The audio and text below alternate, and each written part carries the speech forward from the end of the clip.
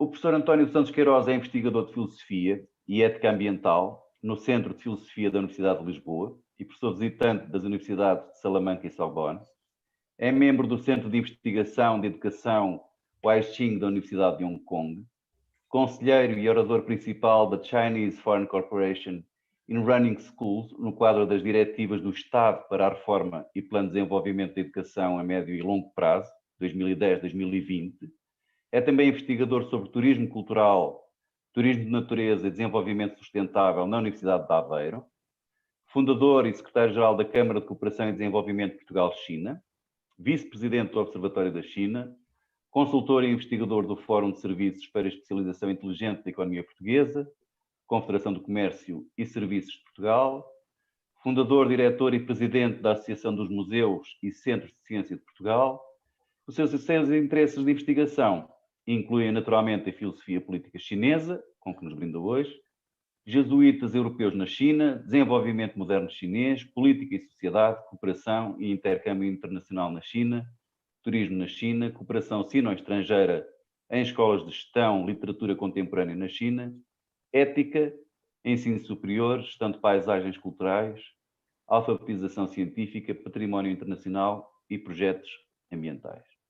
Eu conheci pessoalmente, embora desta forma online, o professor António Queiroz numa conferência na Universidade do Minho há uns tempos atrás e só posso agradecer a amabilidade do professor António Queiroz em de imediato ter dito sim quando o convidei a participar também no nosso ciclo de conferências e por isso seja muito bem-vindo.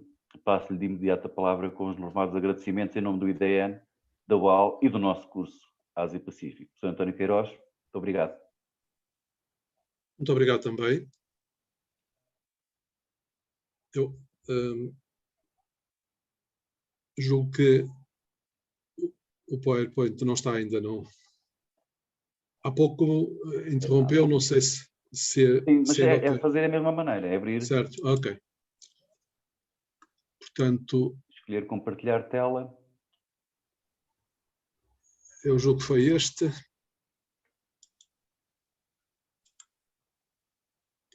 Deixe-me, por favor, só confirmar se é este.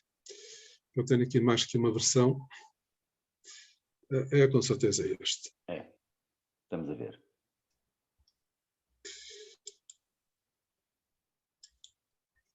Muito bem. Pois eu, em primeiro lugar, queria agradecer também o convite. Não era preciso uma apresentação tão longa, mas de qualquer maneira ela serviu para dar uma ideia de que a minha visão da China é uma visão pluridisciplinar. Não tem a ver com nenhuma espécie de moda.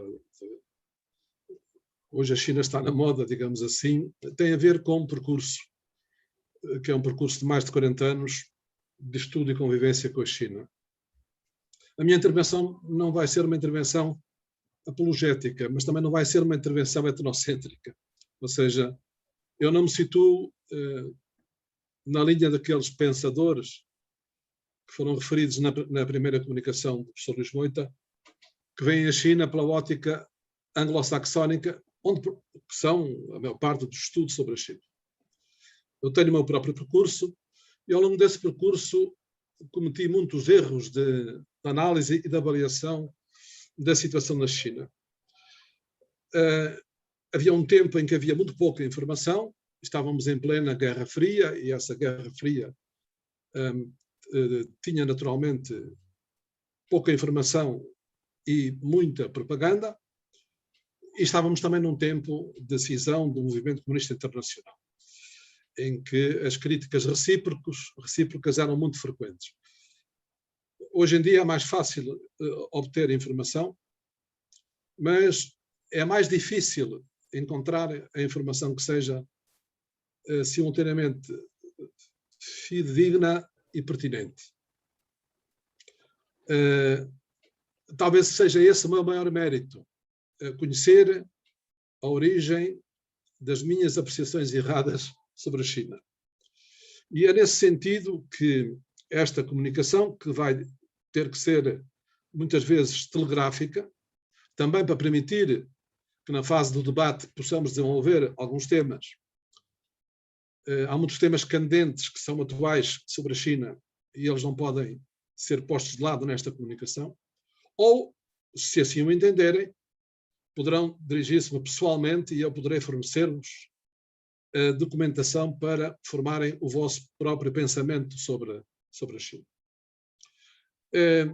Eu vou adotar o método de uma comunicação científica, embora saiba que esta é uma aula aberta e, portanto, não há aqui apenas académicos. Mas vou adotar esse método, o que me pressupõe, desde o princípio, que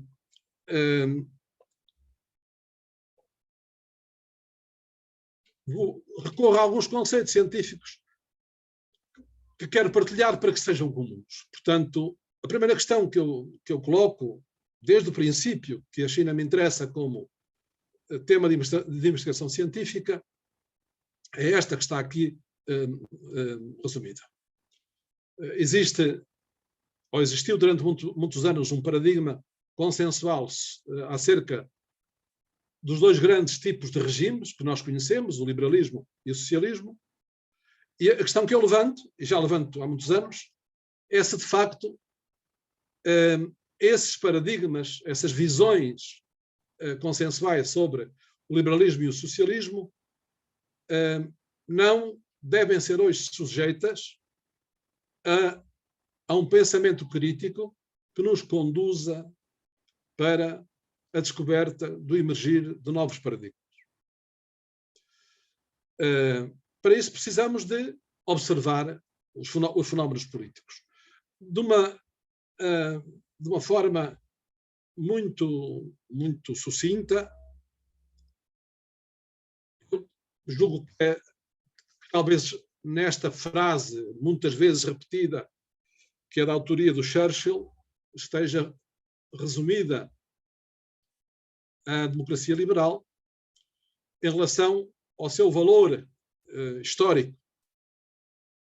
E julgo que o pensamento anglo-saxónico se construiu desde sempre sem pôr em causa esta ideia fundamental que o Churchill protagonizou e que, de uma forma atualizada, teve os seus teóricos nestes dois autores que eu cito, por serem os mais conhecidos, o Fukuyama com O Fim da História e o Friedman como defensor do neoliberalismo político-económico que corresponde a este paradigma. Por outro lado, e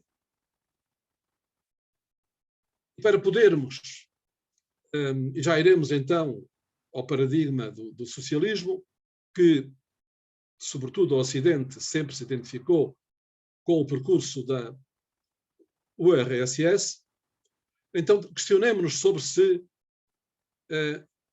face a estes dois paradigmas, no mundo da política, há ou não existem ou não existem fenómenos, eventos inesperados e eventos não explicados. Eu enumero aqui alguns desses eventos inesperados que me conduziram a refletir, a pôr em questão esses dois paradigmas.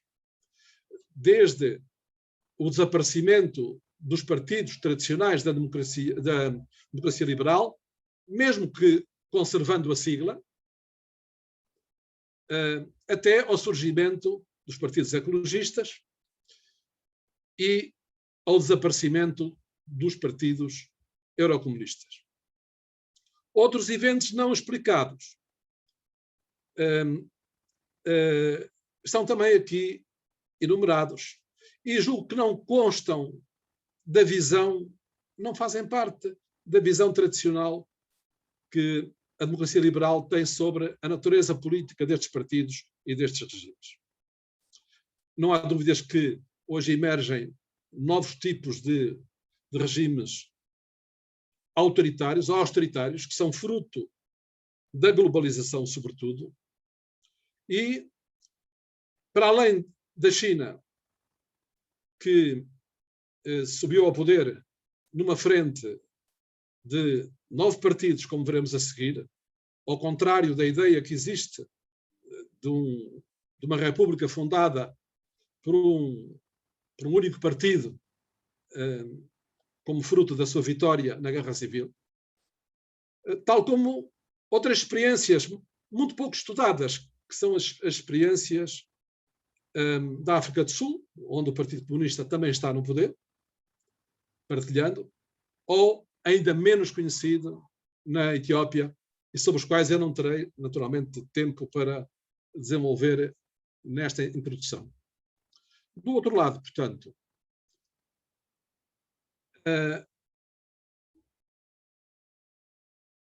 ou, se quiserem, nesta observação dos paradigmas em vigor, há também outros eventos inesperados que não faziam parte da nossa história política.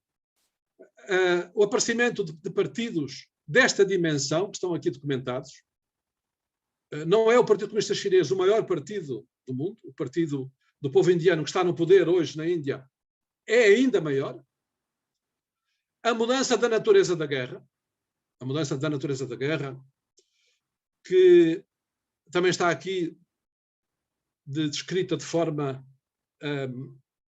sucinta, a desagregação de um conjunto de Estados pós-coloniais e o surgimento na China, esta é talvez a parte menos conhecida da China, de um projeto que é de facto um projeto de civilização. Como há pouco afirmava o professor Luís Moita, com grande sabedoria e com grande argúcia política. Está teorizado, está aprovado não só pelo Partido Comunista, mas também pelos seus aliados e pelas entidades que representam na China o poder do Estado. A Assembleia Nacional Popular e a Conferência Consultiva Política dos Povos da China. O projeto de uma ecocivilização. É óbvio que de tudo isto falarei, como disse, telegraficamente, podendo os temas serem depois, de novo, aprofundados na parte do debate ou posteriormente com o envio de documentação.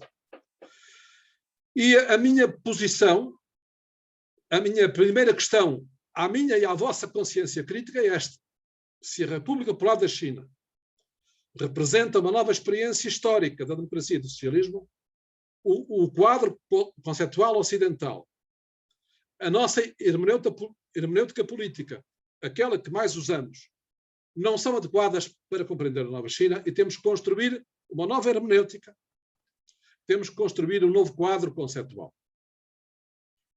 Geralmente denomina-se o regime chinês capitalismo de Estado. É isso que eu me estou a referir. Quando se fala do mercado na China, fala-se de um mercado controlado pelo Estado, mas os chineses cunharam um novo conceito, que é o socialismo de mercado. Como cunharam outro conceito, socialismo ecológico. Na tradição soviética não havia socialismo ecológico.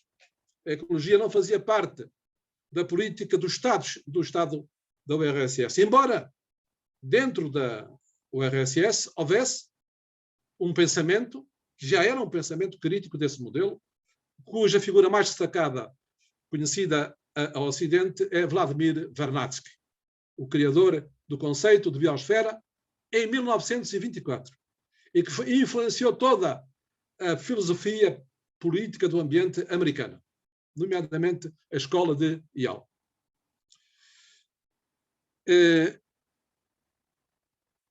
Para podermos seguir o método científico, ao longo do meu trabalho de investigação, que vos quero aqui apresentar, eu socorri-me de uma heurística positiva e de uma heurística negativa. Tem aqui algumas das suas fontes, algumas das suas ideias principais. Eu, aliás, quero pedir depois, na fase do debate, que os interventores, se possível, citem as suas fontes, porque essas fontes são fundamentais para compreendermos o contexto da luta ideológica que hoje existe em relação com a China. E essas fontes são importantes para definirmos se as proposições são não falsificáveis, isto é, se podem ser confirmadas por fontes muito diversas, ou se são, de facto, proposições falsas que nos conduzem para visões erradas sobre a China.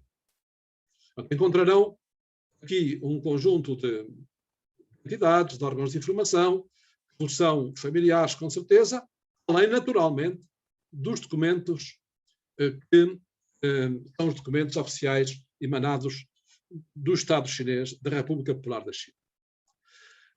Eu optei por vos traçar um quadro evolutivo da China com base num consenso comum ao Ocidente e a Oriente, este quadro, e que esse consenso está aqui representado pelo Banco Mundial e pela própria BBC, que é, aliás, uma das agências de notícias mais crítica e acusada pela China de ser uma das mais hostis à sua própria realidade. Portanto, neste quadro eu traço a evolução da República Popular a partir de alguns indicadores que, repito, podem ser confirmados por todas as entidades que, neste momento, têm no mundo autoridade científica e autoridade política, desde as Nações Unidas ao Banco Mundial e, naturalmente, também pelos próprios chineses. Portanto, reparem, estamos a assistir, nesta evolução, assistimos a uma evolução enorme de todos os pontos de vista. E era importante sabermos, perguntar-nos porque é que esta evolução foi possível. E questionar-nos se, não podendo seguir o caminho chinês, reparem que na teoria política da China se fala em socialismo com características chinesas, quer dizer que é irrepetível, não é para ser seguido, e distingamos esta fase da vida política da China da fase do chamado maoísmo, onde a visão não era exatamente esta. Mas será que não podemos aprender nada ao Ocidente com estes resultados objetivos, confirmados, consensuais, sobre a evolução da China, e podemos responder apenas que isso é consequência de um poder ditatorial que se exerce sobre o povo de forma benévola, como Confúcio aconselhava aos imperadores? Coloquemos esta questão. Não é também tradição que os ditadores governem para tirar o seu povo da pobreza, ou para lhes fornecer saúde, educação. Não é essa a tradição. Estaríamos em presença de um fenómeno ditatorial de características novas. Mas não seria, aliás, o primeiro caso.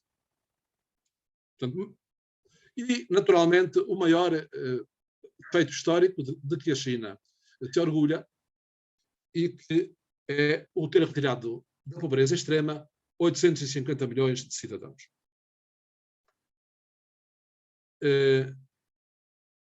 Quem o confirma é o Banco Mundial. Esta estatística ficou em 2016.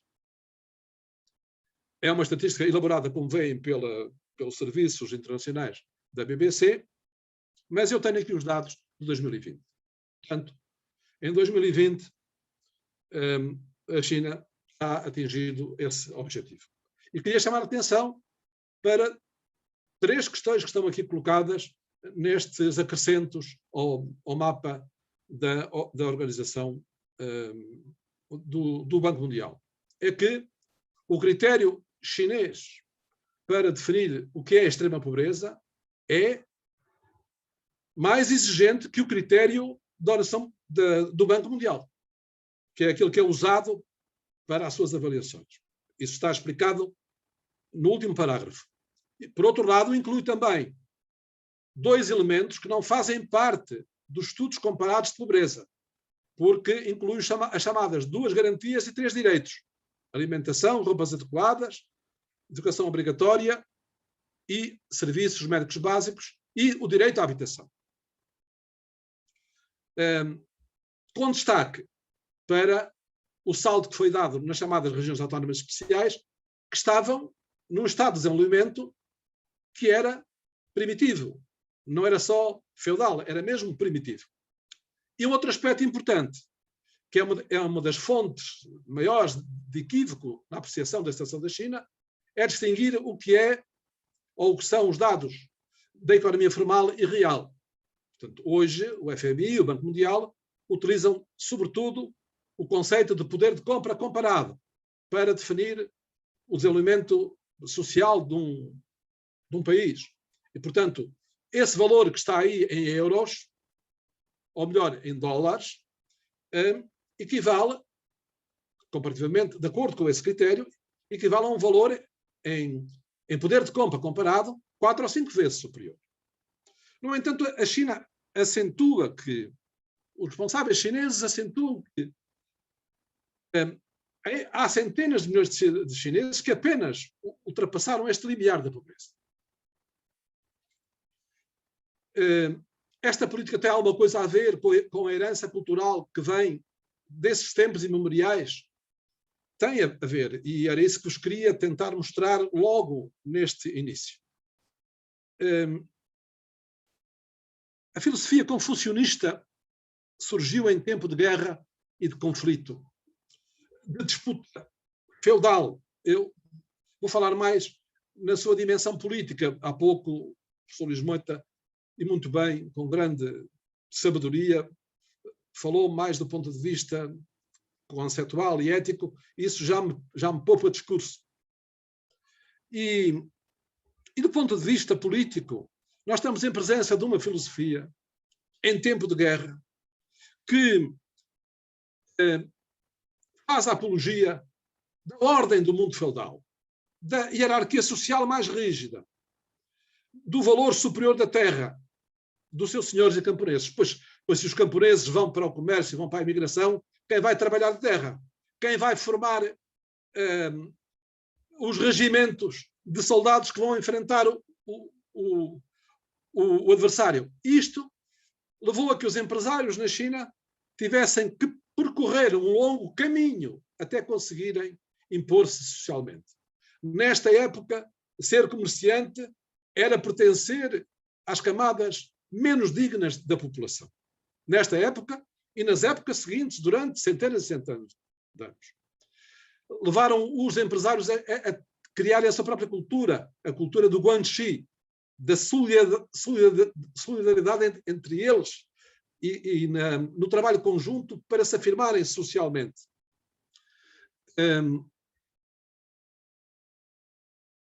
Naturalmente, esta filosofia tinha características éticas que estão aqui descritas também, mas que se tornavam hostis, como digo, à ascensão dos empresários, que em todo o mundo foram, se quiserem, os capitalistas, os primeiros capitalistas, foram os impulsionadores do progresso e da mudança social. Mas há uma coisa que eu queria desde já afirmar e que diferencia o papel social desta filosofia do papel que tem hoje a filosofia política na própria China e em relação ao Ocidente. É que nesta altura os filósofos não pertenciam à esfera do poder. Os filósofos corriam os reinos feudais tentando ser aceitos na corte para poderem aconselhar os príncipes. Nunca o conseguiram.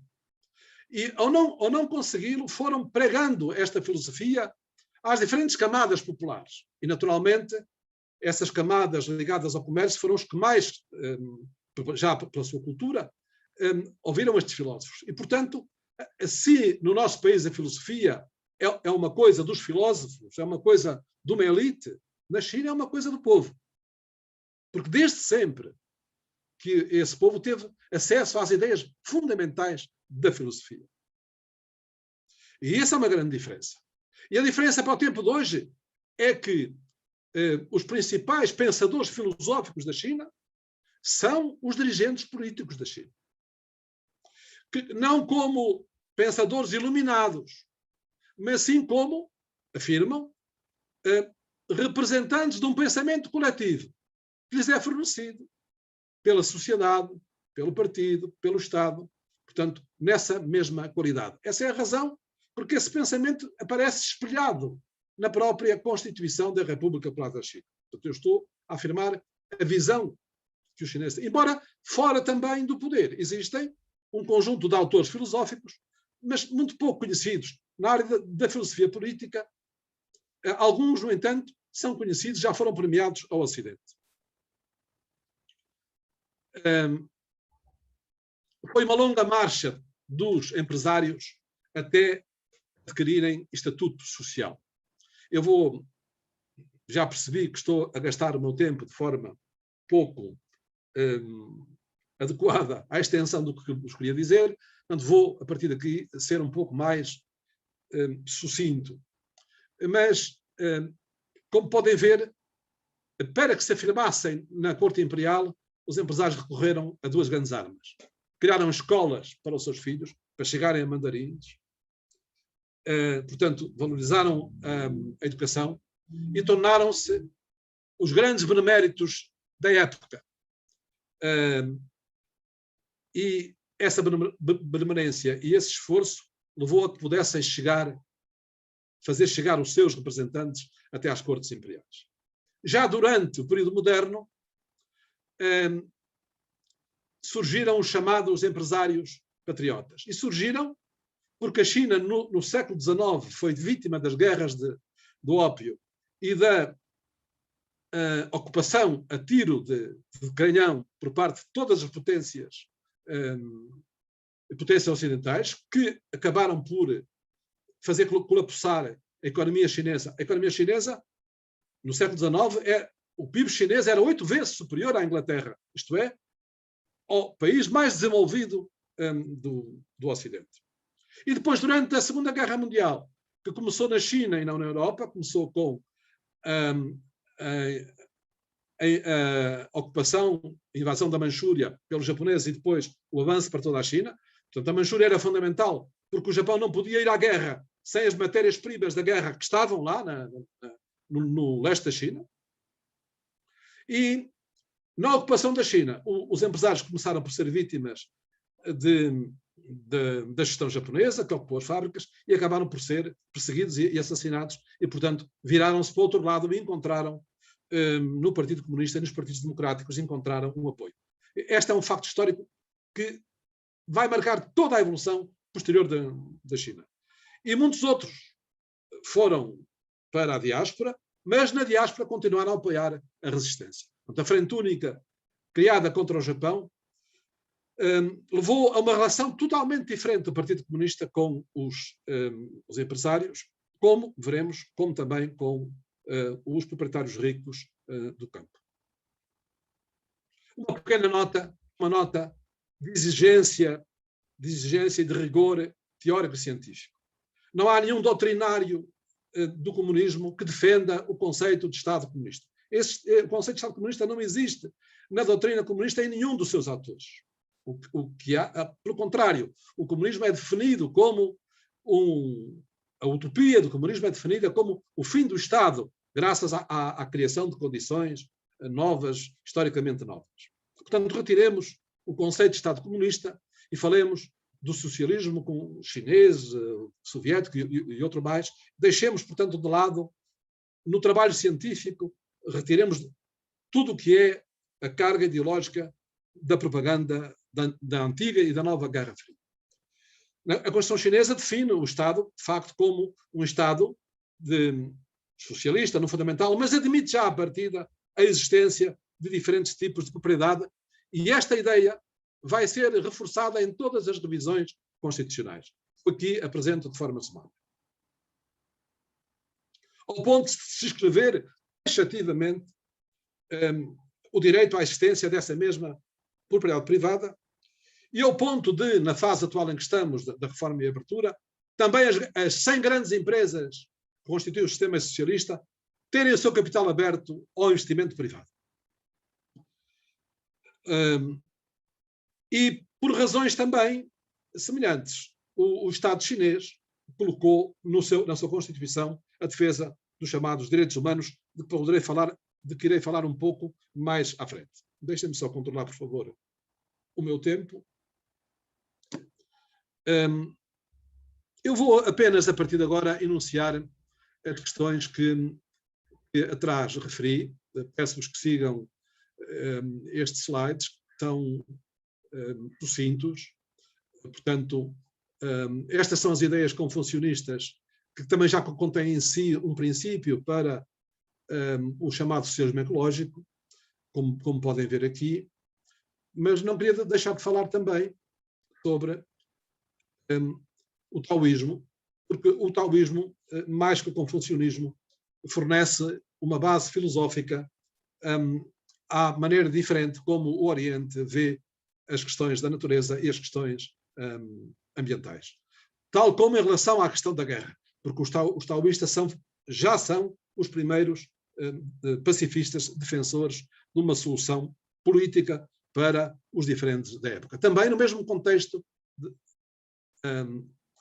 isso tem consequências não apenas para a política, tem, por exemplo, consequências para a cultura paisagística. Há duas concepções hoje que se confrontam na China. O caminho do Tao, que é este caminho de deixar a natureza seguir o seu percurso.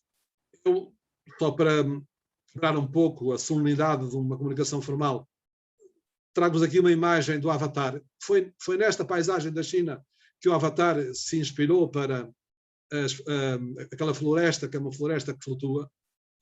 E depois outra concepção em relação à intervenção da natureza na paisagem, que é a intervenção de acordo com regras e princípios do desenvolvimento sustentável, aqui representada por uma outra paisagem chinesa, que é a província da China, a única onde os pandas estão fora do seu ambiente natural, num espaço dito zoológico, mas que é de facto um parque natural.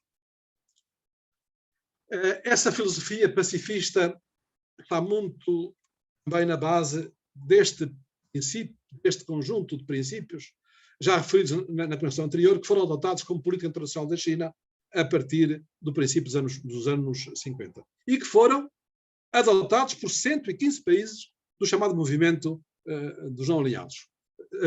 O Zhou Enlai foi o seu porta-voz, mas o Mao o seu pensador. E também tem muito a ver depois com a política adotada a partir de 2012, no 18º Congresso do Partido Comunista da China, que incluiu, e este facto é um facto desconhecido, é a primeira vez que um partido comunista no mundo inclui nos seus estatutos, ao lado do pensamento Mao Zedong, do pensamento do próprio líder atual, inclui os princípios da filosofia ambiental e da ética ambiental, traduzidos para popularizar esta ideia na China Formosa e, de forma mais elaborada, no projeto da ecocivilização. Mas a filosofia que triunfou na China foi a filosofia do legalismo. A filosofia é essa que, como eu disse, acabou por governar na China durante estes anos, mas que a Corte Imperial adotou parcialmente naquilo que era a garantia do apoio mínimo do povo chinês às suas políticas. Até que essa grande crise sofrida pela invasão de outros países levou a uma revolução democrática, a primeira revolução da China, baseada em 3 princípios: nacionalismo, democracia e bem-estar do povo. Esta revolução não foi um ato único, prosseguiu numa guerra civil que se estendeu durante dezenas de anos, dirigida pelo Kuomintang, contra os senhores feudais, os senhores de guerra, que persistiram, sobretudo, no norte e no nordeste da China. 3 caminhos se abriram na altura para o futuro da China. O caminho defendido pela URSS e a Terceira Internacional, que está representada aqui por um cartaz, que basicamente afirmava que a China não podia avançar para o socialismo sem passar por uma democracia liberal, que a modernizasse, que lhe desse uma classe operária numerosa.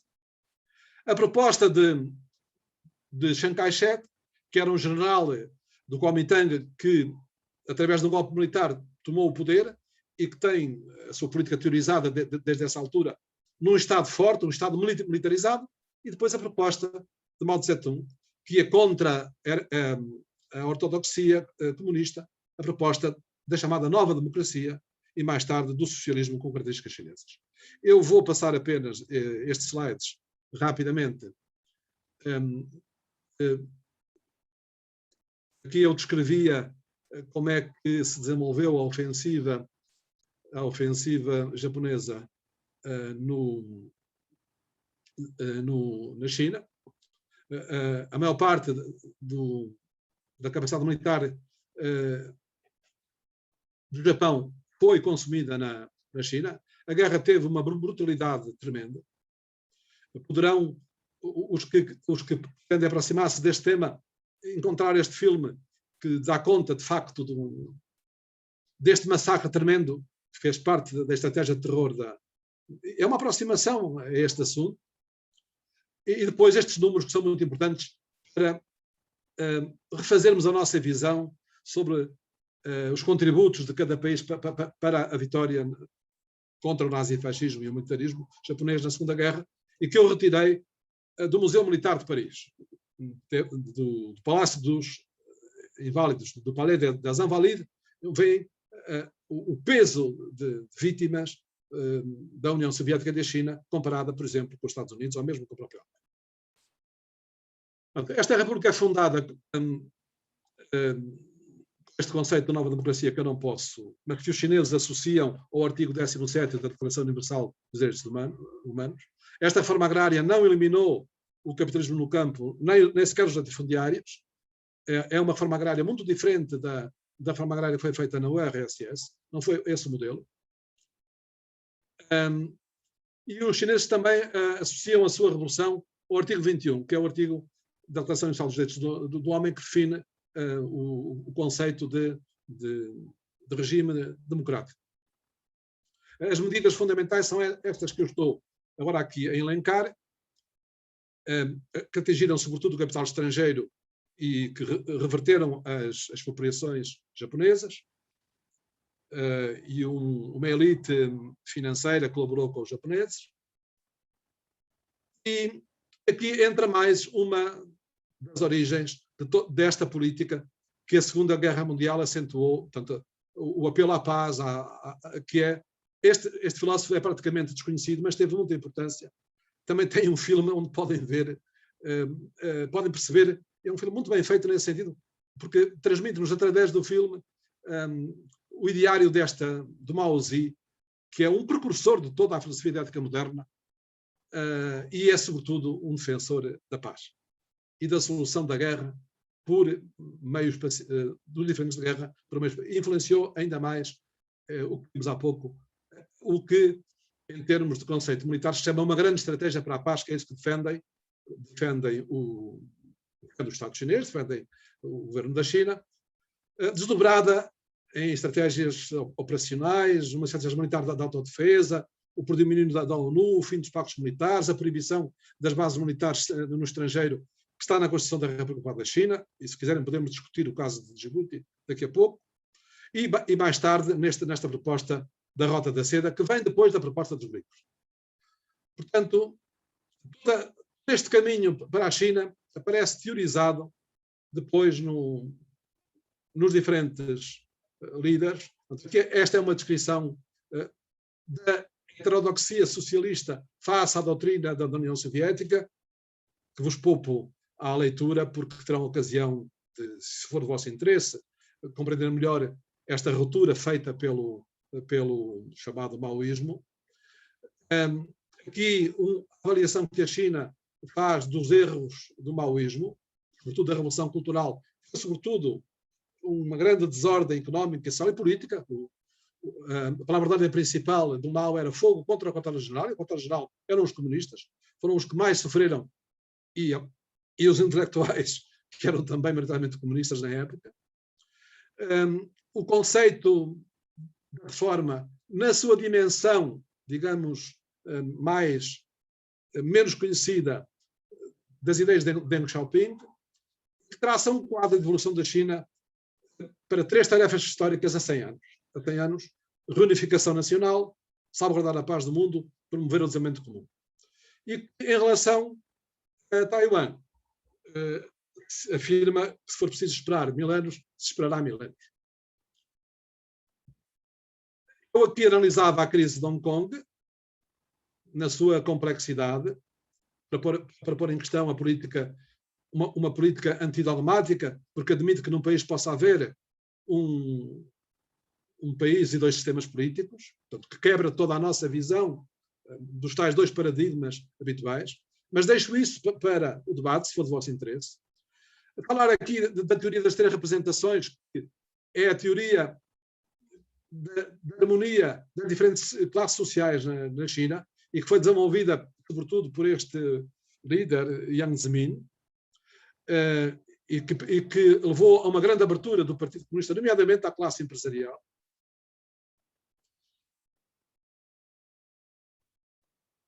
E depois o avanço para o caminho do chamado socialismo com características chinesas, partindo de uma visão científica e de uma visão ética, que foi sobretudo teorizada por Hu Jintao. Também vos poupo à leitura. Depois, só vos queria, sobre a questão dos direitos humanos,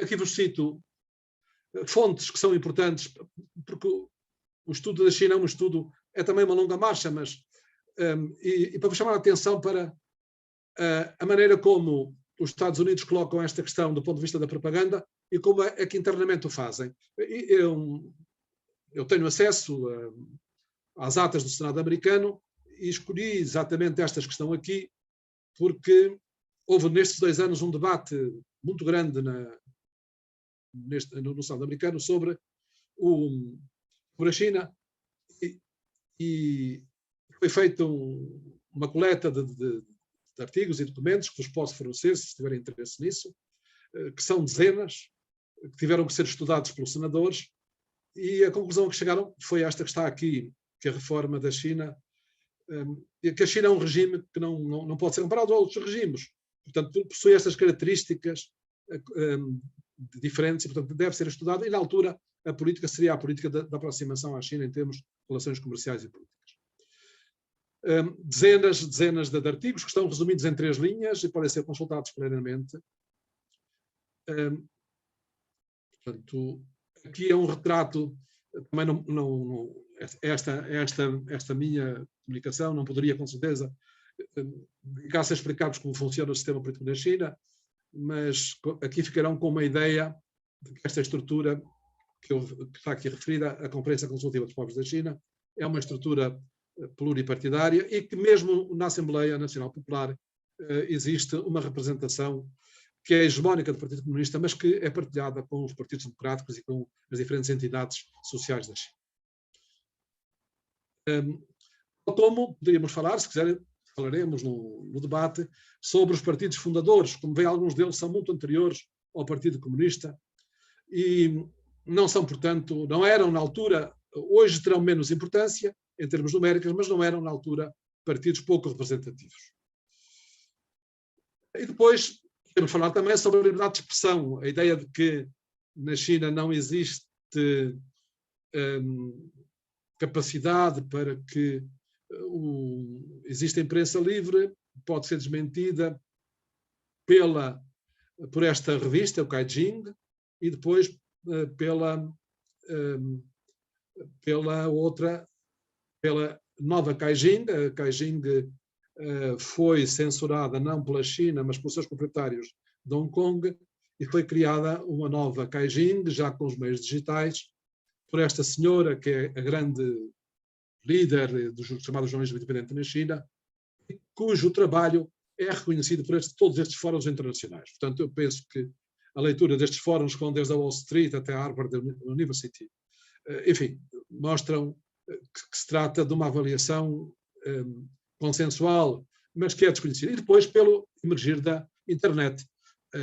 Mesmo que o governo da China queira hoje usar a internet como arma política de contenção da informação, há na China pelo menos, não digo 772 milhões de utilizadores, mas 100 milhões que sabem perfeitamente saltar as firewall.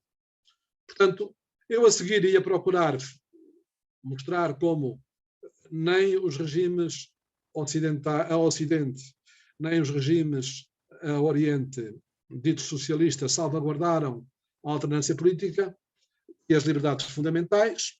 Portanto, concluindo que é necessário avaliarmos esses nossos paradigmas e a falarmos sobre a fundação sobre o grande equívoco que existe em relação aos direitos humanos, ou seja, o equívoco de que, de um lado, está a China, que não os respeita, do outro lado está o Ocidente, que os respeita.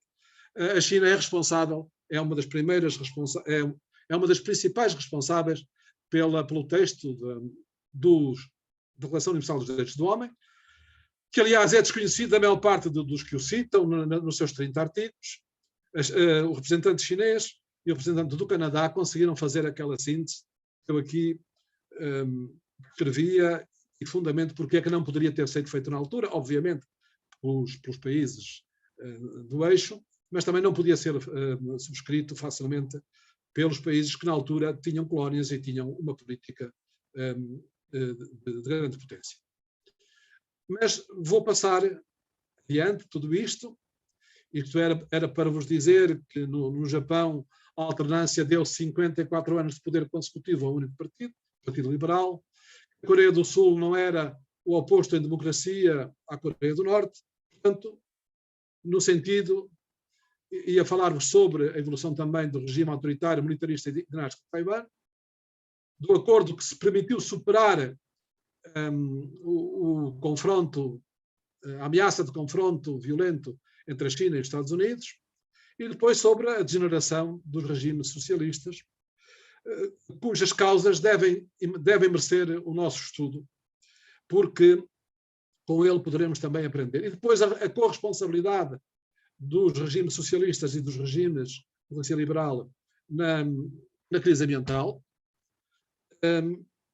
Já referi que a China fez a avaliação disso tudo, criou então os seus instrumentos para formar os seus quadros no sentido dessa transição para o ecossocialismo, caracterizar politicamente o sonho chinês, falar das responsabilidades da China em relação à crise ambiental, são tudo temas que poderemos avaliar a seguir. Falarmos da economia socialista de mercado, se esse for o vosso interesse. Falarmos do conjunto de projetos da Rota da Seda, também sobre a ecocivilização. Portanto, como não conheço de facto exatamente o interesse de quem me está a ouvir, e se quiserem pegar nas questões que são as questões mais candentes, também podemos fazer Xinjiang, por exemplo, Hong Kong.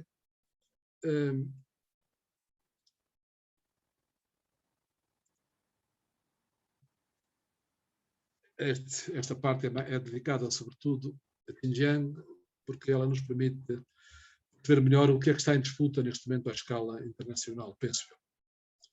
E vou terminar para não exceder o tempo que estava previsto.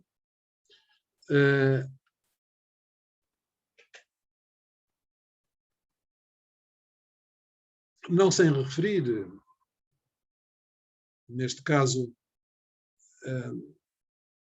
nesse contexto que a Xinjiang depois está no centro de todas as atenções, o facto de 22 embaixadores impulsionados pelos Estados Unidos terem regularmente fazerem chegar ao Conselho de Direitos Humanos da ONU a crítica às políticas chinesas em Xinjiang e, por outro lado, haver 37 Estados que apoiam essa política na mesma comissão, sendo que isto é um facto objetivo. De um lado estão os países europeus, o Japão, o Canadá e os Estados Unidos, do outro lado estão os países muçulmanos, que incluem alguns dos Estados americanos. O que nos deve fazer refletir sobre o que é que de facto está em conta. Assim como esta opinião do próprio diretor do Human Rights Watch, que segue basicamente a política democrata americana e que considera que a visão ocidental predominante sobre os direitos humanos, mesmo nos Estados Unidos, se limita apenas a alguns direitos civis e à liberdade de expressão, a um julgamento justo, esquecendo o essencial dos diferentes artigos. Poderemos ter essa discussão, concentrando-nos na China ou alargando-a até a um contexto mais geral, que é o contexto da mudança em curso na situação internacional. Isso ficará ao vosso critério. Estas questões que estão aqui enunciadas são apenas algumas das questões que eu penso que hoje caracterizam, de facto, a mudança do paradigma na situação internacional, de que não temos uma percepção empírica. Dito isto, eu ficarei à vossa disposição para os próximos tempos de debate e ficarei à disposição do curso e da UAL e dos seus promotores para vos poder, numa base de diálogo direto, porque a seguir eu vou-vos indicar o meu mail pessoal, tal como 2 sites onde poderão recolher documentação sobre a China. Mas, como digo, poderei fornecer os documentos para que possam formar a vossa própria consciência crítica, ou poderemos estabelecer uma relação bilateral se for do vosso interesse. Esta pode não ser a forma mais ortodoxa de comunicar, mas eu optei por ela porque julgo que grande parte do debate que o debate sobre a China está por fazer e que ele tem que ser enquadrado num contexto mais profundo, que é a crise geral da nossa civilização e que se traduz na crise não apenas das regimes socialistas, mas agora também naquela que estamos a viver, a crise das democracias liberais. E, portanto, acho que devemos repensar a nossa forma de encarar a China à luz dessa crise mais geral da nossa civilização. E termino porque julgo que cheguei ao fim do meu tempo. Muito obrigado, professor António Queiroz. Deixe-me só aqui parar o compartilhamento da tela. Muito obrigado por esta palestra que nos inquieta a todos e nos abre os horizontes e o conhecimento sobre a China a todos também. E agora a palavra é da audiência. Podem colocar as questões ou fazer comentários ao professor António Queiroz, seja de viva voz, seja através do chat, do bate-papo, como entenderem. Por isso, aguardo pedidos de palavra, indicações de que querem fazer alguma questão ou comentário.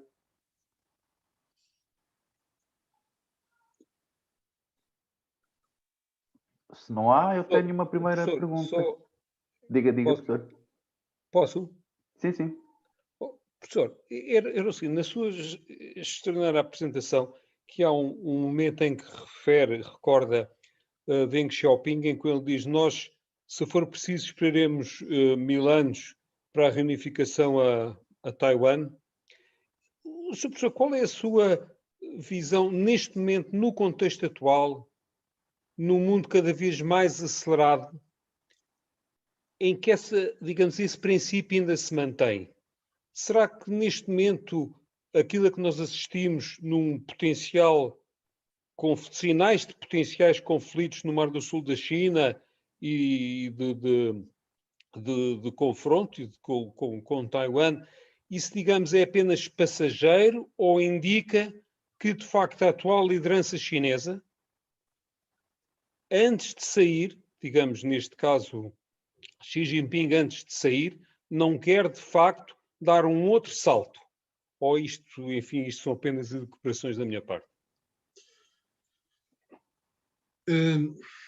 A frase que eu citei é uma frase retirada de uma resolução tomada em Congresso do Partido Comunista e depois reiterada pela Assembleia Nacional Popular, que é onde reside o poder político na China. Portanto, a Assembleia Nacional Popular tem o poder de eleger o presidente, tem o poder de eleger, inclusivamente, a Comissão Militar. Julgo, aliás, que essa é uma das... Permita-me, Sr. Coronel, que não lhe responda... Eu vou responder diretamente, mas primeiro coloco este contexto, que é para avaliarmos a fiabilidade da resposta à sua pergunta, que é uma pergunta pertinente e é uma pergunta decisiva. Portanto, a Assembleia Nacional Popular da China elege, como eu disse, o Comitê Militar. E essa é uma diferença fundamental entre a Constituição da China e da Coreia do Norte, por exemplo, que impediu a militarização do regime chinês, na minha perspectiva da evolução dos diferentes regimes. Mas, fechado este parênteses, a Constituição da China não permite uma intervenção militar em Taiwan. Mas a verdade é que há uma diferença entre este discurso político e o discurso feito pelos líderes chineses quando foi restabelecida a relação diplomática com os Estados Unidos. Nessa altura, a direção do Estado chinês dirigiu uma mensagem ao povo de Taiwan e dirigiu uma mensagem à comunidade internacional. E nessa mensagem, estando reafirmado o caminho pacífico, em 8 pontos, que foram desenvolvidos depois com a aproximação através de diferentes tratados e da cooperação económica. Hoje a China, como sempre aconteceu desde essa altura, não limita a cooperação económica ou cultural ou científica com Taiwan. O que não aceita é que Taiwan seja tratado como um Estado autónomo, o que, aliás, é a posição comum da comunidade internacional, traduzida na presença da China na ONU e na ausência de Taiwan. Mas dizia eu que na mensagem à comunidade internacional, o que o líder chinês diz, na altura, salvo erro Hu Jintao, é que não exclui a utilização da força caso as potências estrangeiras adotem uma atitude de apoio à independência de Taiwan. Portanto, a China traçou, nessa altura, o limite. Se houver uma declaração de independência de Taiwan, eu penso que sim, que teremos um conflito grave, gravíssimo,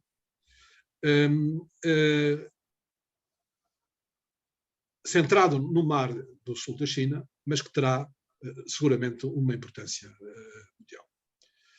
De resto, mesmo havendo uma política hoje tensa, que aliás contraria o acordo estabelecido na altura entre os Estados Unidos e a China, há um acordo, que é o Acordo de Xangai, que não permitiria que os Estados Unidos continuassem a enviar regularmente, portanto, a projetar a sua marinha de guerra para o Mar do Sul da China, tem vindo a ser incumprido, embora os Estados Unidos aleguem que isso se deve ao facto da China também não estar a cumprir as obrigações com o direito internacional em relação à disputa que existe naquela região do conjunto de ilhas.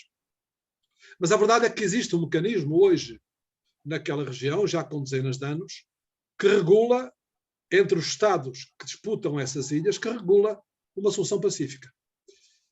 E que tem vindo a ser utilizado. Recordo que nunca mais houve conflito militar naquela região, como chegou a acontecer. Acho que o último até foi com o Vietnã. Portanto, é a minha convicção de que, se houver uma relação de independência, que haverá uma guerra de consequências incalculáveis naquela zona. Muito obrigado. Obrigado, professor. Temos aqui uma pergunta no chat, Paulo Santos. Professor António Queiroz, na sua palestra e num dos seus slides, aborda o tema da origem da Covid. É possível desenvolver um pouco mais este tópico? Desculpe, da origem da Covid. Da Covid-19. Sim, eu sobre a origem da Covid, como existem tantas notícias sobre esse facto, temo a exceder o meu tempo, mas eu peço ao moderador que me contenha se isso acontecer. Porque esse é um assunto que eu acompanhei desde o princípio, até por força das minhas obrigações profissionais. Quer dizer, um dos meus trabalhos é a formação contínua de professores. E eu não posso voltar à formação contínua de professores, levando os professores para o trabalho de campo, em Portugal, na Espanha e na Europa, e por esse mundo fora, enquanto o Covid durar. Portanto, eu tive que me socorrer, tornei-me correspondente da OMS, já era, no meu centro de investigação, e tive que gastar, ainda gasto todos os dias, às vezes horas, a recolher toda a informação científica sobre o Covid. Bem, o Covid-19 foi detectado na China no princípio de janeiro. Isso está testemunhado pelas declarações da OMS e pelas declarações dos CDCs americanos. Os CDCs americanos são as estruturas de saúde que fazem a gestão das doenças epidémicas. Porquê é que estou a referir os americanos? Porque desde que este tipo de vírus surgiu na China, e surgiu em 2003, então foi descoberto em 2003, na altura não teve estas consequências trágicas, que o laboratório de Wuhan passou a estudá-lo. E estudou em colaboração com os CDCs americanos. Aliás, se quiserem recorrer à fonte CNN, encontrarão nos meses de 2020 os protestos dos cientistas americanos que viram as suas bolsas em Wuhan retiradas por parte do governo de Trump. E já agora, se quiserem ver as declarações de Trump no princípio de fevereiro, elas servem de testemunha de que não havia, no princípio de fevereiro, a mais pequena suspeição que o vírus pudesse vir de um laboratório. Eu assisti aos discursos diretos do presidente Trump dizendo que acabou de falar com o presidente Xi, pessoalmente, e que vai enviar para a China ajuda médica para conter a pandemia, porque percebe a sua importância. Assim como acompanhei o debate entre os governadores de Nova Iorque e New Jersey com o governo Trump a propósito desta matéria. Todos os cientistas que eu conheço e reconheço me ensinaram desde o princípio que um vírus produzido em laboratório tem características que permitem distingui-lo de um vírus vindo da natureza. Mas o que está a ser obliterado é que o aparecimento destes vírus são uma consequência da crise ambiental. Porque a ideia que hoje domina, e nisto os políticos ocidentais são igualmente muito responsáveis, é que a crise ambiental se resume ao aquecimento global e que isso é uma coisa para daqui a uns anos. Mas a verdade é que todos os vírus que atormentam o mundo neste momento têm geralmente a origem na destruição das grandes florestas tropicais, das grandes florestas africanas. O ébola veio daí, o HIV veio daí, e as razões são sempre as mesmas. Encontram a floresta, o homem aproxima-se, a comunidade humana aproxima-se dessas zonas selvagens onde esses vírus existem há milhares e milhões de anos. Eles utilizam um hospedeiro, no caso do ébola e do HIV, o macaco, e a certa altura ele é transmitido aos seres humanos. Recordo-vos que já morreram 32 milhões de pessoas por causa do HIV. E foram precisos anos até que chegasse à comunidade internacional a informação sobre a cura. Ora, a China conseguiu, em menos de 2 semanas, descodificar o genoma. E como é que o conseguiu? Porquê que o conseguiu? Porque desde 2003, em conjunto com a OMS e com os americanos, estuda este tipo de vírus. E no relatório que foi produzido pela primeira missão da OMS à China, não foi agora, durou todo o mês de fevereiro, ou melhor, durou do princípio de fevereiro até quase ao fim de fevereiro, e pode ser encontrado na internet. O primeiro relatório da OMS e da China sobre o Covid é publicado em 25 de fevereiro e difundido por todo o mundo pela OMS, e encontra-se facilmente na internet, e descreve a origem do vírus, descreve as características da doença, a possível evolução dele em diferentes países e aconselha diferentes estratégias em diferentes países, e diz que o vírus apenas difere em 4% do anterior Covid. Mas 4% fazem uma diferença terrível. E na altura não se tinha a noção ainda completa de como podia ser perigoso. E está identificado, naturalmente, como um vírus natural. Ora, a China, ao colocar o genoma à disposição da OMS, ao comunicar aos CDCs, ao comunicar a Taiwan e ao comunicar ao mundo inteiro através de 2 sites que ele pode fornecer, que estão abertos, que têm toda a informação científica, não apenas a chinesa, mas aquela que é produzida pela comunidade internacional. Num dos sites é sobretudo informação científica de estudos mais complexos, mas na outra é aquela divulgação que está ao nosso alcance. Portanto, em todos esses documentos encontra a informação que lhe permite perceber porque é que o vírus foi detectado na China e quando é que ele foi. E permite-lhe também compreender como é que ele foi transformado numa arma de arremesso político. Aliás, sempre que há hoje um acontecimento brutal que põe em causa direitos fundamentais, há um tema chinês que emerge ao Ocidente. Eu vou terminar dizendo o seguinte, dando um exemplo mais concreto ainda. A questão das vacinas. Os 10 países mais ricos assambarcaram com as 8 maiores companhias farmacêuticas, assambarcaram para os próximos 3 anos toda a produção dessas companhias. Os 10 países mais ricos. Para dar um exemplo, o Canadá assambarcou 5 vezes o número da sua população. Essa é a razão porque nós estamos sem vacinas na Europa. E a África e a América Latina têm apenas um número muito reduzido.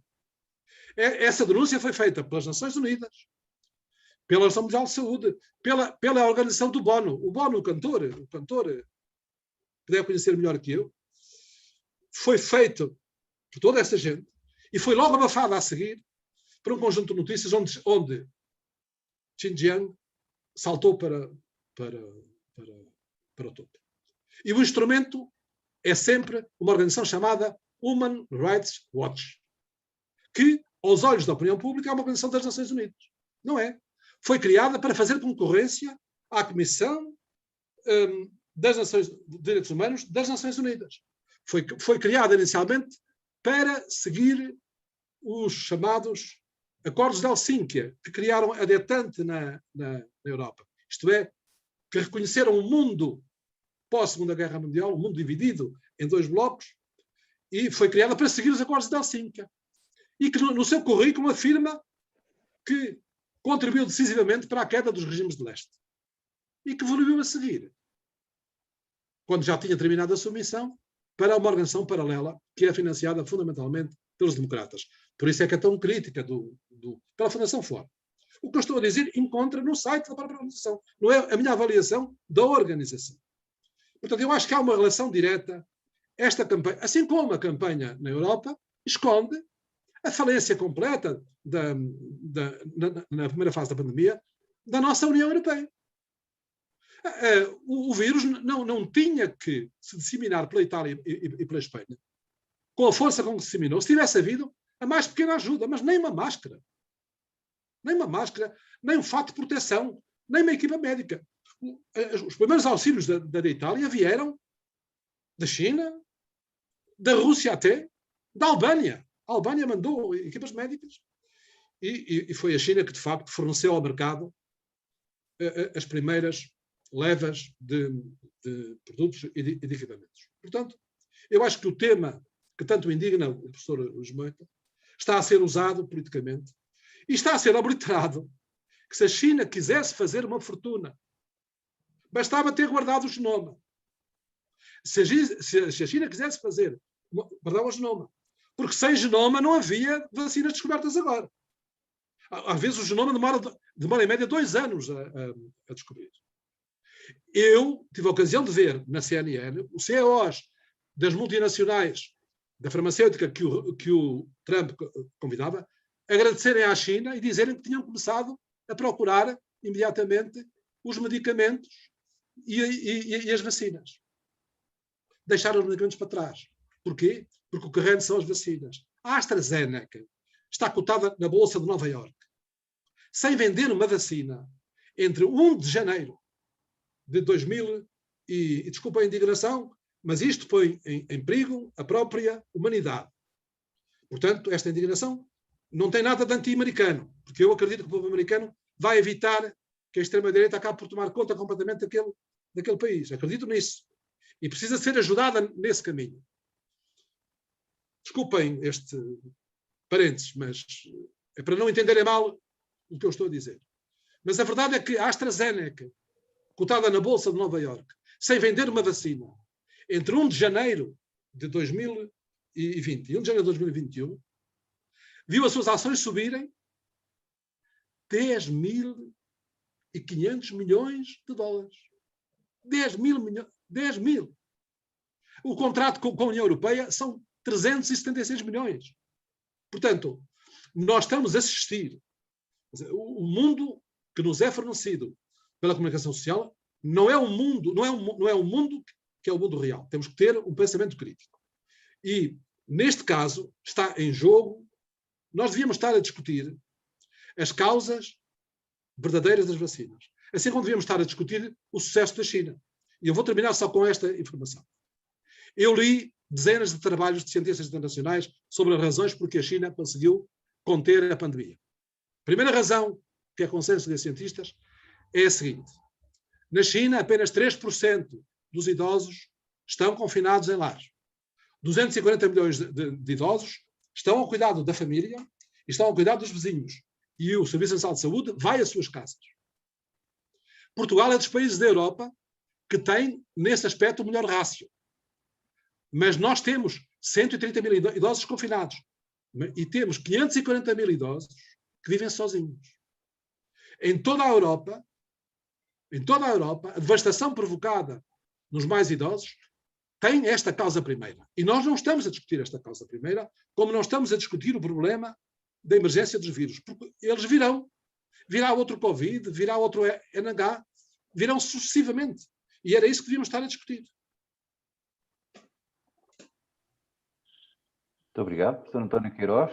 Mas posso-lhe fornecer estes documentos todos. Mande-me o seu mail e forme o seu juízo crítico. Aproveito, e o professor António Queiroz disponibilizou o próprio contacto e elementos e dados, por isso... Dando conhecimento ao curso, que é para poder, eventualmente... Podemos agradecer. Eu depois vou-lhe pedir a apresentação, porque certamente vamos ter alunos nossos e participantes a pila, se puder disponibilizar. Mas, para além disso, disponibilizou o seu contacto e, portanto, vocês também. Mas agora temos aqui o professor António Queiroz connosco e, portanto, aproveitem ainda para questionar ou comentar algo. O professor António Queiroz, que gentilmente se disponibilizou. Professor, boa noite. Também tinha aqui uma questão.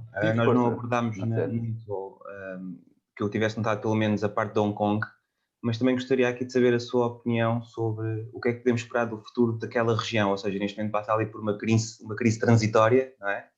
Ainda estão a passar, e gostava de saber aqui qual é que é o seu ponto de vista neste tema, a nível de Hong Kong. Certo. A questão de Hong Kong exige o desmontar do que eu chamei hermenêutica negativa, mas eu vou tentar ser muito breve em relação a Hong Kong. As grandes manifestações juvenis em Hong Kong têm 3 causas.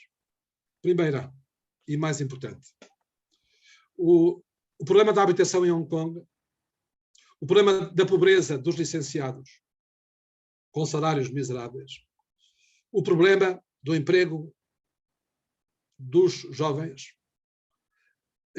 Problema é esse que nunca foi noticiado como pertencendo às reivindicações dos que saem à rua, mas que está presente em todas as manifestações. Segunda questão. A existência em Hong Kong de um cavalo de Troia deixado pelos ingleses. Os ingleses, quando se foram embora, faltavam 3 meses para se ir embora, deram o direito de voto a 3 milhões de chineses. Isto não é anedota política. Portanto, 3 meses antes de se ir embora, de arriarem a bandeira, deram o direito de voto a 3 milhões de chineses. E deram a nacionalidade a 200 mil. A nacionalidade britânica. Escolheram-nos na elite de Hong Kong. Portanto, grandes companhias financeiras, empresários imobiliários e quadros da imprensa e também da educação. O sindicato dos professores de Hong Kong tem 90 mil professores. E ao contrário da ideia que existe de um sistema educativo controlado em Hong Kong, os professores podem escolher os manuais que quiserem.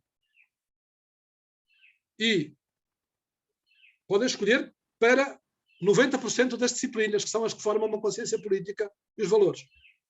E esse sindicato é controlado desde muito tempo, por uma camada com passaporte britânico, com convicções políticas muito arraigadas em relação à democracia liberal, que não tem vindo a formar a consciência política dos jovens mais novos, nos ideais do socialismo, mas nos ideais do liberalismo. Portanto, nós vemos que entre os violentos, nós temos miúdos de 16 e 17 anos, 18 anos. Temos 600 deles que foram presos. Portanto, este é um problema real. Portanto, há de facto um trabalho feito a partir da comunicação social, nomeadamente os jornais, nomeadamente as televisões, que criou uma camada de centenas de milhares de jovens. Pois, não existe qualquer movimento unificado para a democracia. A maior parte desses jovens não votaram nem nos partidos da oposição, nem nos partidos que apoiam o governo de Hong Kong, nas tais eleições que o governo de Hong Kong perdeu. Eu digo isso porque me dei ao trabalho de ler as atas eleitorais. As atas eleitorais dessas eleições estão na internet. Podem consultá-las. Portanto, a maior parte dos eleitos não pertencem a nenhum desses partidos. São estes jovens. São este tipo de jovens. Uns mais radicais, outros menos radicais. Por causa disso, o governo da Sra. Lan agora estabeleceu um programa que incide sobre o acesso à habitação, sobre subsidiar os estudantes, que terá sido a razão principal, porque nos últimos anos, nos últimos tempos, esses movimentos se foram esvaziando, ficando os grupos mais radicais. Ou seja, há um grande paradoxo em Hong Kong. A China não pode tomar medidas radicais socialistas. A China não pode expropriar os grandes proprietários. Há 5 grandes empresas que são propriedade de 20% do terreno que é possível transformar em habitação. A primeira medida que a China tomou quando Hong Kong regressou à sua autoridade foi transformar 80% do território em reserva natural. Primeira medida, reserva natural. Ficaram os 20%. 15% já estão ocupados, restam 5%. Bem, mas a situação é tão grave que estes proprietários imobiliários entregaram voluntariamente à senhora Lam uma parte dos próprios territórios. Mas fizeram uma fortuna, têm feito uma fortuna, que por sua vez a coroa britânica também fez, porque foi a coroa britânica, quando se despediu, que lhes vendeu esses terrenos. Portanto, há este paradoxo. A China não pode expropriá-los. O acordo para a transição não lhe permite. Bem, mas eles acabaram por ceder uma parte destes territórios. Portanto, a situação é bem mais complexa do que aquela que parece. Estes são os factos que eu conheço. São os factos que eu conheço. Mas depois há a ingerência estrangeira. Também existe. E existe um grande debate político sobre o que fazer de Hong Kong. Agora, posso lhe dizer qual é a posição oficial. A posição oficial, no momento mais crítico dos conflitos, tomada pelo governo de Hong Kong, com o apoio do governo central, foi esta. Mesmo aqueles que estão nas ruas a invadir o Parlamento, a destruir, não devem ser considerados inimigos. Está escrito. É preciso distinguir entre eles os que são e os que não são radicais com propósitos diferentes dessa revolta legítima dos jovens. E uma coisa quero dizer por último. Se lhe interessa o tema, eu mando-lhe os documentos que lhe vão permitir perceber que a história contada de que as leis contra a criminalidade eram leis para que a perseguição política se pudesse estender até aos tribunais chineses, podem ser desmentidas por mais simples factos. E o facto maior que as desmente é que essas leis são iguais ao acordo que Portugal fez com a China. O artigo 1º e o artigo 2º, que eu lhe vou dar a ler desse acordo, diz que são proibidas quaisquer extradições por motivos políticos. Ou por perseguições, ou por essas razões. E, neste momento, Hong Kong voltou às leis coloniais. Ou, se quiser, voltou à Idade Média. Ao chamado conto de homiciados e de ladrões. Porque, na Idade Média, em Portugal, quando se disputava o nosso território, os reis davam aos concelhos a sul de Coimbra uma fronteira a norte, não davam uma fronteira a sul, para que a conquista avançasse. E qualquer bandido, qualquer espada que estivesse disponível, qualquer criminoso que estivesse disponível, podia ir viver para esses conselhos que a lei da época não perseguia. Neste momento é isso que se passa. Neste momento, um crime de colarinho branco, ou um crime horrendo, como aquele foi cometido por um chinês que matou por cobiça a sua namorada em Taiwan, a China prendeu-os e foi preso durante alguns meses por ter usado o cartão de crédito. Está em liberdade. Saiu em liberdade. Quer dizer, o que se julgou na altura, sem liberdade, porque a legislação chinesa não tem uma lei de extradição. Um crime cometido em Taiwan não pode ser julgado em Hong Kong. Na verdade, ele não está em liberdade, porque devido à pressão social, ele entregou-se ao governo de Taiwan. Mas saiu em liberdade. Essa história está contada por um jornalista da CNN em detalhe. Portanto, o que eu estou a dizer não é a minha avaliação subjetiva das coisas. Na verdade, agora, como é que o mundo recebeu, que informação nos chegou a nós? Não foi esta que nos chegou. Chegou-nos apenas esta ideia. Mas estes são os factos. E eu posso fazer essa demonstração socorrendo-me, por exemplo, como lhe disse, do depoimento do jornalista da CNN, que deixou de ser, aliás, correspondente em Hong Kong. Pode ser uma coincidência ou pode não ser uma coincidência. Mudaram o correspondente.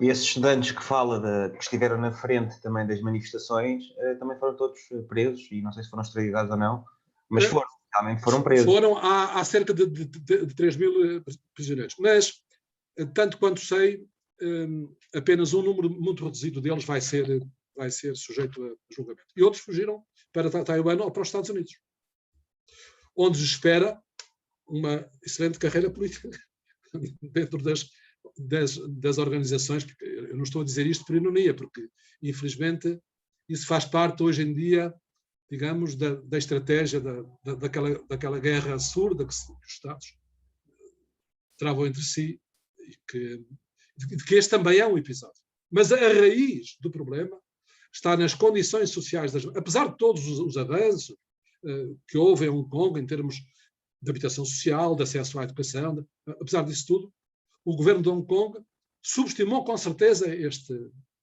problema. E agora vamos ver o que vão dar estas leis. Em que é que se vão traduzir estas leis? Estas leis de segurança. O que é que elas vão significar na prática? Porque isso para mim ainda não está claro. Para mim é uma questão que não está clara. Já li as leis, agora quero ver como é que vão ser aplicadas. E aí já não lhe posso responder. Mas como digo, isto é bastante complexo, porque não se conhece o sistema político de Hong Kong, o sistema de representação. Posso dizer, por exemplo, em comparação connosco, 10 cidadãos apresentam um candidato distrital. Não me digam que em Portugal eu posso escolher os meus deputados, porque eu não posso escolher os meus deputados.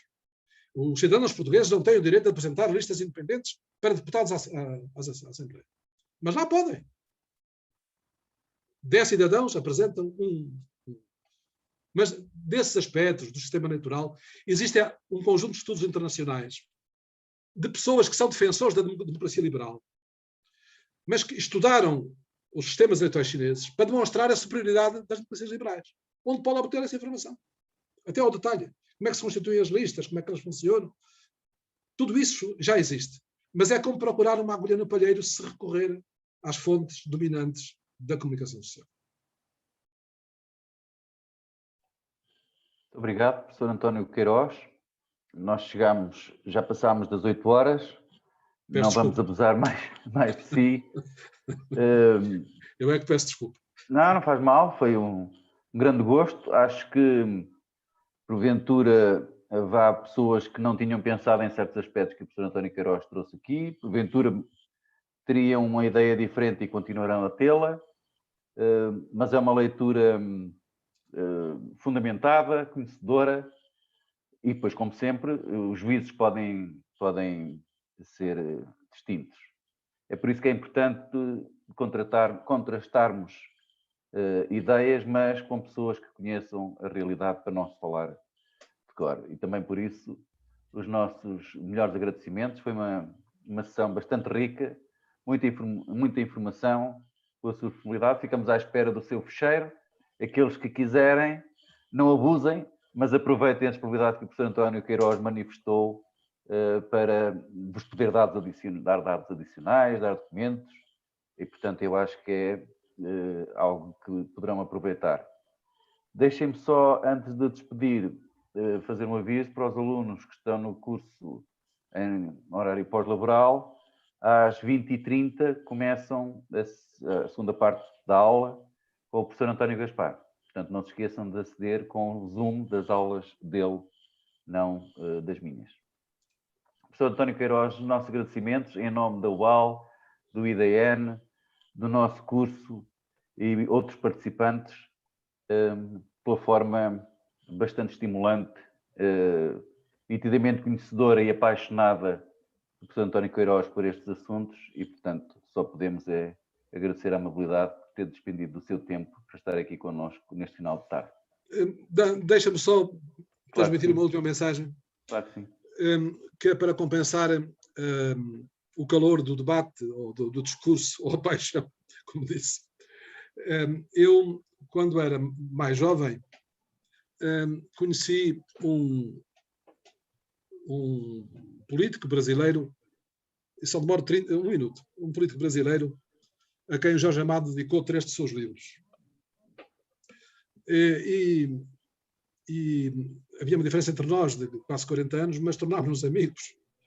E ele, quando se foi embora, deixou-me uma mensagem num livro, que é aquela que guia a minha paixão. E que eu gostava que assim fosse entendida esta minha comunicação. Ele escreveu: quando tiveres dúvidas, escreve. E foi o que eu fiz. Só que não escrevi, falei. Se me entenderam. Muito bem. E era só isto. E de facto, disponham desta comunicação.